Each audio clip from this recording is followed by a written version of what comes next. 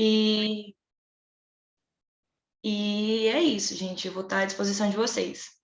Hoje nós vamos falar um pouco sobre texto não literário e texto literário. Eu vou estar compartilhando aqui com vocês a tela. E qualquer dúvida, vocês me parem e perguntem, tá? Porque às vezes eu sei que eu sou um pouco acelerada e vou estar falando rápido.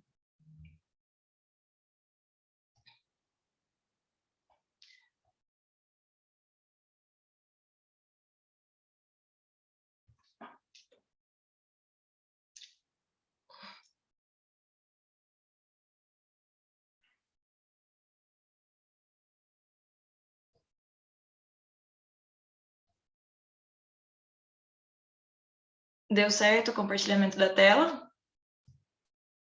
Sim. Sim, deu sim. Certinho.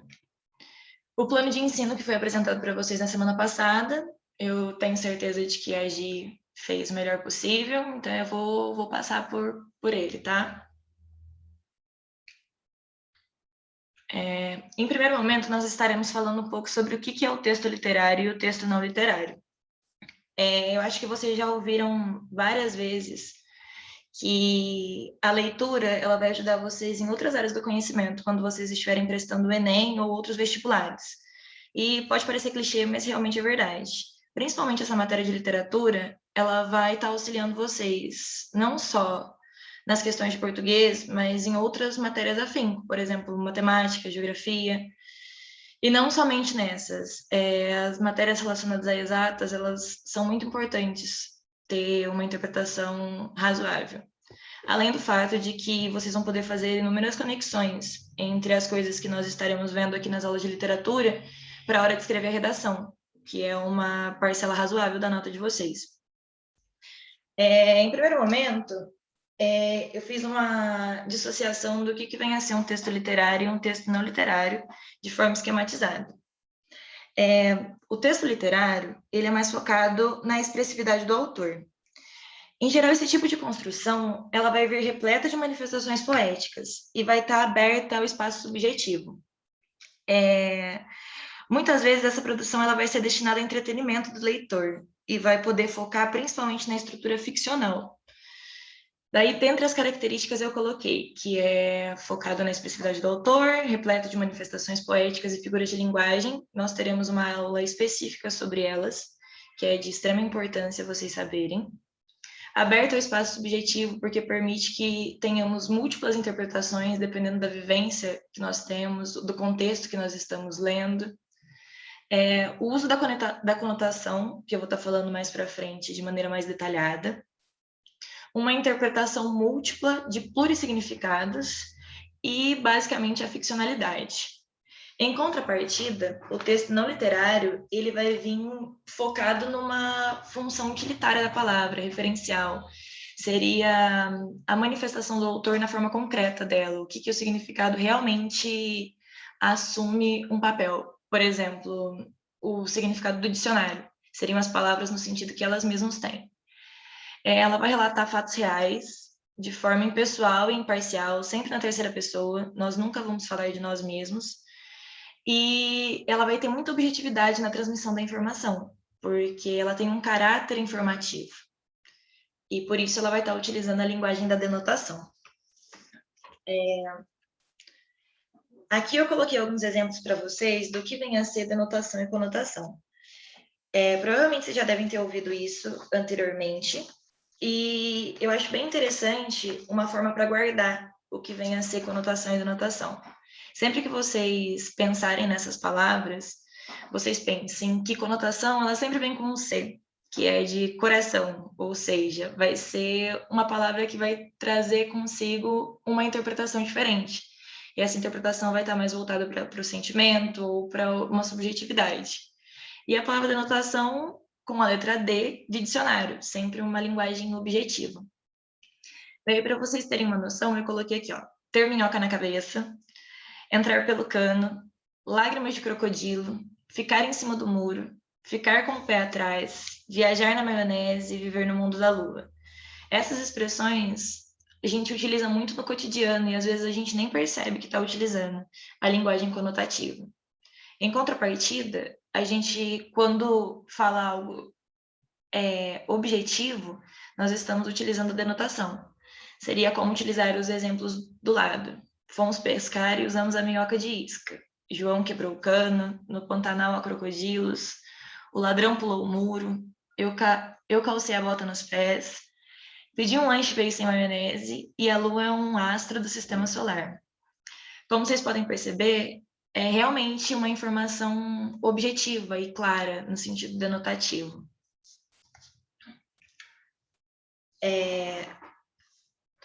Das linguagens que eu tinha colocado acima, das características que eu havia listado, eu resolvi colocar um texto referente a cada uma dessas características, para que a gente possa perceber melhor como que essas características são empregadas, de fato, nos textos literários.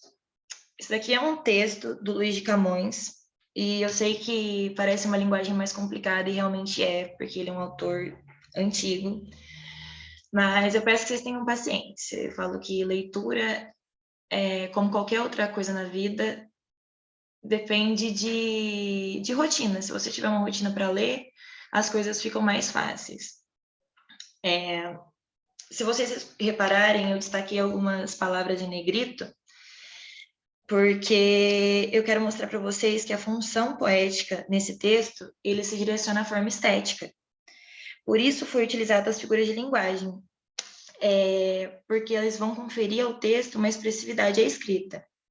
Ou seja, se vocês lerem esse texto pausadamente, vocês vão ver que eles têm musicalidade, eles são sonoros. Isso porque, se a gente fizer uma interpretação mais a fundo ainda, cada um desses versos que coloquei aí, eles são decassílabos. E é muito frequente isso na época que um autor escreveu, reflete muito a época da criação do poema. Se vocês repararem, cada palavra destacada no poema, ela possui um par que compõe uma rima sonora. Serra, desterra, terra, guerra, natureza, magoando, passando e tristeza. Se a gente perceber por uma ótica mais profunda, a gente vai perceber que isso daí, o autor estava muito preocupado com a linguagem formal e estética. E muitos dos poemas, eles virão com essa abordagem mais estética, mais desenhada, mais artística. E é justamente uma característica do texto literário. À frente, a gente vai falar um pouco sobre o aspecto subjetivo. Eu também peguei uma parte do outro poema do Luís de Camões, e aqui é uma subjetividade absurda, marcada pela expressão dos afetos do eu lírico.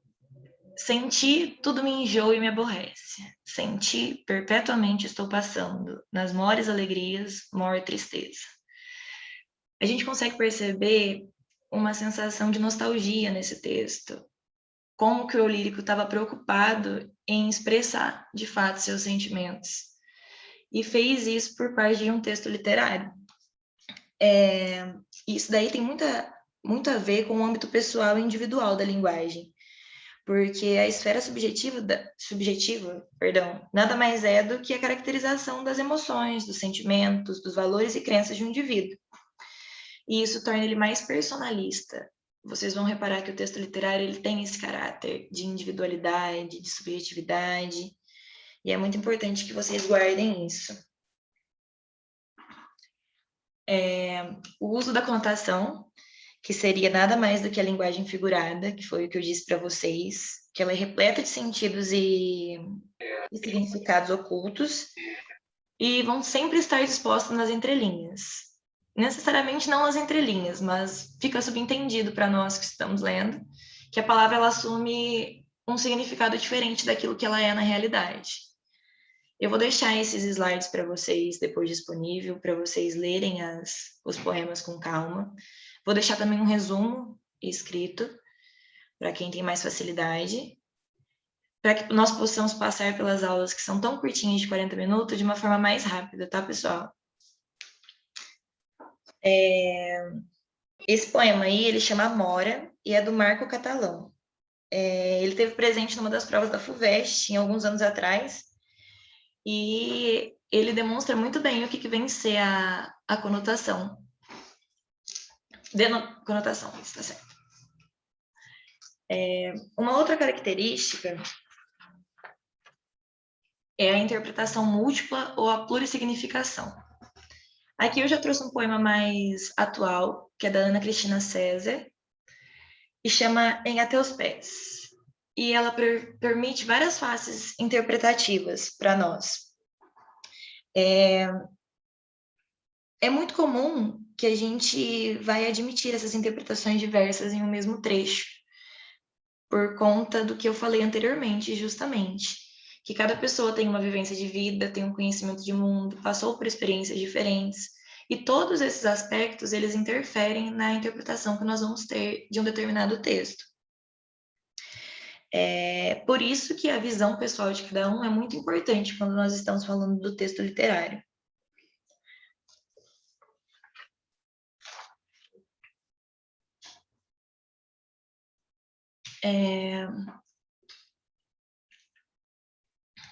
Outro aspecto muito importante vem a ser a ficcionalidade. Esse texto é do Fernando Pessoa e chama O Marinheiro. Quando vocês pararem para ver ele com calma, vocês vão perceber que por mais que o cenário seja fictício, a interpretação do autor sobre o que vem a ser isso dá uma nova visão para tudo que está acontecendo na cena. E justamente isso daí esclarece o fato de que os ambientes das histórias nos textos literários, eles não precisam ser reais. E também não tem que ter uma conexão lógica ou cronológica do desenvolvimento do enredo. Nesse texto, particularmente, ocorre a formação de um cenário que não existe. Mas, apesar disso, dentro do contexto textual, a ambientação vai fazer sentido, porque esse daí é o puro exemplo da ficcionalidade, de coisas irreais, mas que têm sentido para o autor. Alguns textos literários que nós podemos destacar são os romances, que o romance vem a ser um tipo literário e narrativo, e comumente eles são extensos e abordam histórias fictícias. Para a formação do enredo desses textos, são criados cenários, personagens completos, tempos e contextos que aproximam o corpo do texto. Outro exemplo de texto literário que vai aparecer muito para vocês são as crônicas, e elas podem ser definidas como uma forma de texto direta, simples e breve. A marca principal desse tipo textual são as exposições do cotidiano. Os autores geralmente eles vão utilizar de fatos que aconteceram com eles ou que poderiam ter acontecido com qualquer outra pessoa comum. E geralmente vem uma reflexão, porque a crônica tem esse aspecto de contemporaneidade, que faz a gente refletir sobre o que está acontecendo. Também apresenta como característica o humor, a ironia, o sarcasmo, para criar justamente essa crítica do cotidiano. E as publicações das crônicas, elas podem ocorrer tanto pelo meio literário, quanto para o meio jornalístico, o que demonstra uma versatilidade nesse gênero textual.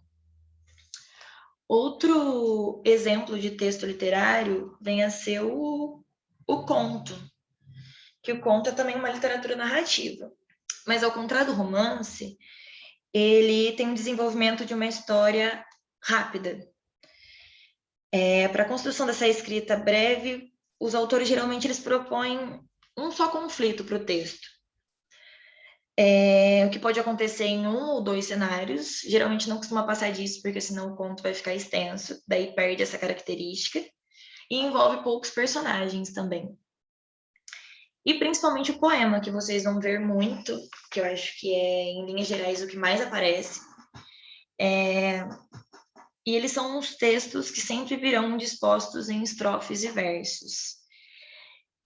No seu caráter, vai ser mais notada a presença das rimas, mas vocês têm que lembrar que isso não é obrigatório. Existem poemas que não têm musicalidade e nem ritmo, mas a forma de expressão é o que caracteriza o poema. Tanto é que existem vários poemas desconstruídos, eu coloquei isso também no exemplo para vocês, no resumo que eu vou colocar. E vocês vão perceber que existem diversos tipos, não somente aqueles relacionados à rima.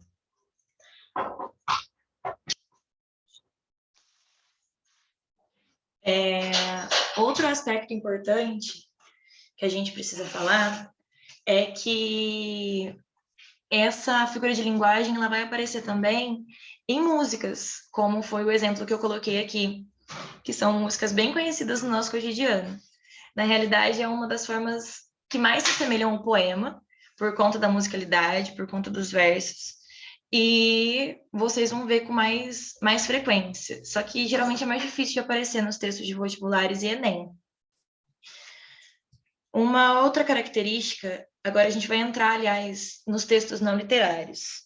Os textos não literários, ao contrário de tudo que eu disse a respeito da subjetividade, da expressividade, ele demonstra a realidade, sempre da mesma forma que ela se mostra para nós, sem que tenha um toque do autor, porque ele está focado em transmitir uma ideia e não colocar a interpretação dele sobre o que ele está vendo. Vocês vão perceber que os textos não literários, ele apresenta uma função utilitária e referencial. E essa daí é a marca dele. Se vocês guardarem isso, vocês vão saber diferenciar absurdamente o que vem a ser um texto literário e um texto não literário. Falei da objetividade na transmissão de informações, vai relatar fatos reais de forma impessoal e imparcial, e não tem opinião e nem juízo de valor. E um exemplo claro de tudo isso vem a ser a notícia, que comumente são apresentadas em jornais, e elas vêm para a gente para nos informar, justamente com esse objetivo, passar uma informação. Coloquei aqui para vocês essa notícia como exemplo, e no outro resumo coloquei outros tipos de exemplo que a gente vai poder ver. Vocês vão ter mais calma para apreciar isso. E como outros exemplos, nós temos as reportagens, as entrevistas, as cartas comerciais, os artigos científicos, os livros didáticos, os manuais de instrução, os dicionários, principalmente, porque vem a linguagem denotativa, as enciclopédias, as receitas de culinária, os guias de beleza, as bulas de remédio, enfim. É importante que a gente tenha em mente que tanto os textos literários e não literários, eles estão extremamente ativos no nosso dia a dia. E se a gente parar para pensar a partir dessa aula, nos textos que nós vemos, e fazer esse exercício diário de nos perguntarmos, esse texto é um texto literário ou um texto não literário? Isso daí vai facilitar muito a vida de vocês, eu garanto. Em todas as aulas eu vou estar colocando uma mensagem motivacional aí no fundo. E essa aula realmente ela era mais curtinha, porque eu tinha a intenção de conversar com vocês sobre o que vocês estão achando do cursinho, se vocês estão gostando, como que está funcionando, quais têm sido as maiores dúvidas, quais têm sido os maiores problemas de vocês enfrentados até agora. Eu queria conhecer um pouco mais de vocês.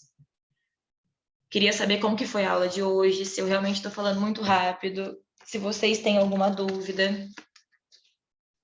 Estou aberta a dúvidas, questionamentos. Quero conhecer um pouquinho de vocês.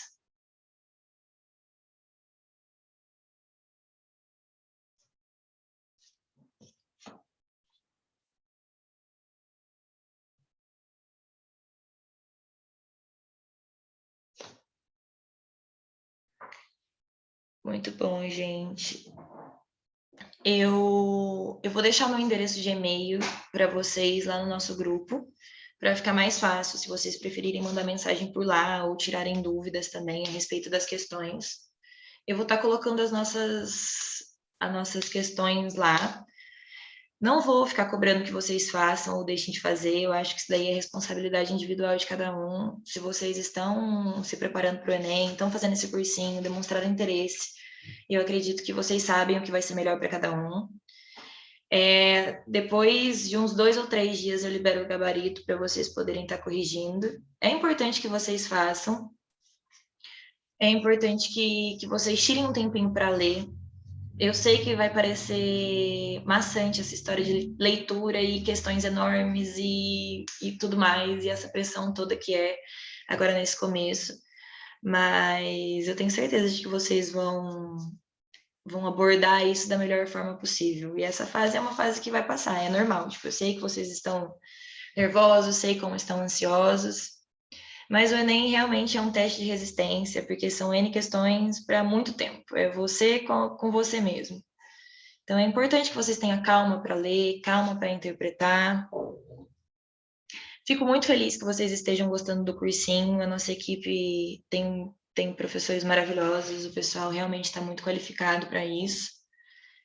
E eu quero que vocês lembrem sempre que essas aulas que nós estamos tendo são uma troca de experiências, porque muitas das pessoas que estão dando aula para vocês, elas nunca deram aula anteriormente.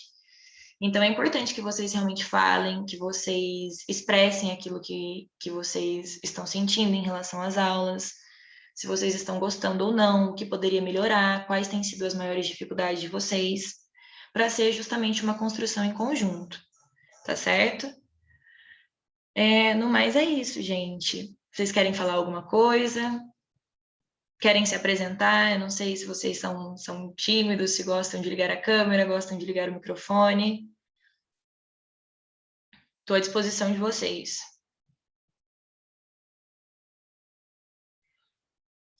Não? Tudo bem. Pessoal, o nosso próximo encontro vai ser na sexta-feira agora, com a aula de Geografia Política. Eu preparei uma aula maior do que essa, justamente porque essa aula eu tinha a intenção de apresentar em ementa para vocês, eu achei que demoraria um pouquinho mais. Essa aula foi mais curtinha, mas eu prometo recompensá-los na próxima aula. Vou montar uma aula maiorzinha. Prometo também me policiar com essa questão de falar rápido, que eu sei que às vezes pega um pouco, mas é porque eu sou muito ansiosa, então eu começo a falar e esqueço que as pessoas não assimilam da mesma forma que eu. Prometo que eu vou me controlar em relação a isso.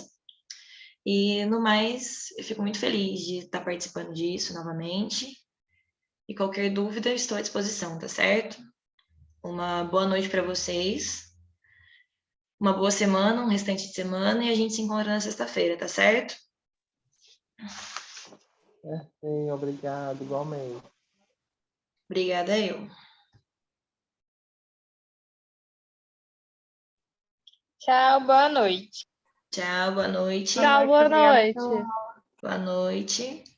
Boa noite, muito obrigada. Boa noite, tchau. Boa noite.